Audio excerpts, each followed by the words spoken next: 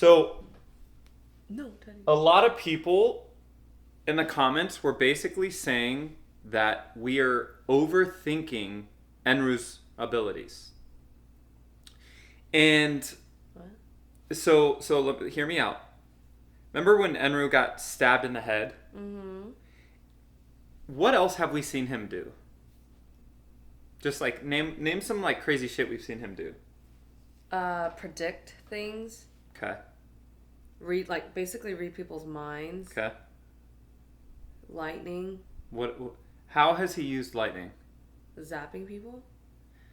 Do you remember though? Even before we were introduced to him, remember what happened when? He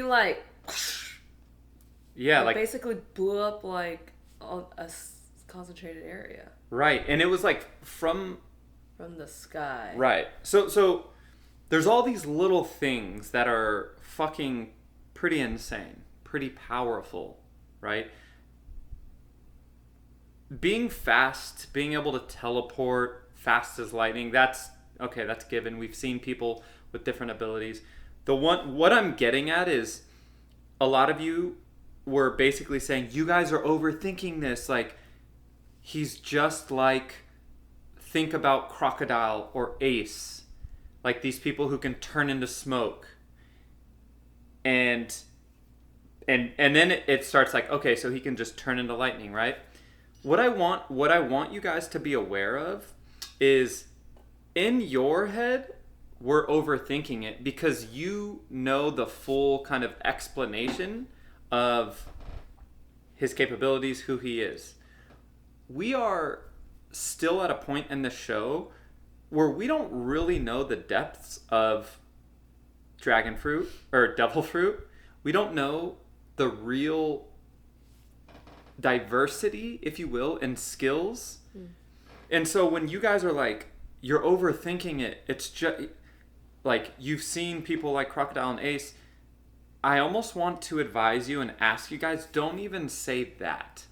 Yes, that does help us now. Like as soon as I read that, I was like, oh, so he literally just ate, like you almost told me without telling me, he ate one of the devil fruits. I forgot what they're called, but they're just like that. So it makes him be able to turn into an element. And if I'm being honest, it kind of takes away from like how curious and powerful, how curious I was with him and how powerful I thought he was. Yeah. And I thought maybe we were about to be introduced to like a whole nother level of devil fruit, Yeah. or just something bigger, okay? Or just something bigger in the world. Like Right. There's more than just devil fruits. And listen, I get it, because before we were like again, I try to understand as best as I can someone who has seen the show. I know it seems so obvious to you guys. It's like, no, you guys are overthinking it. He's not that strong. He's just like those other guys. I get why you feel that way, because you know, you've seen how the story unfolds. You know all of the different powers. You know all. But again, for us, being very brand new, literally this is like, the show kind of just started, it feels like, for us. You know, reaching once they went to the Grand Line. And so it's, I don't know. This is just my ask. I feel like, I hope you guys understand that some things can be leading, and even sharing stuff like that, which I know is not ill-intended. None of you guys were meaning to spoil us, and none of you guys intentionally did. And who knows, maybe we do learn something different, and he didn't just eat one of the same type of fruits.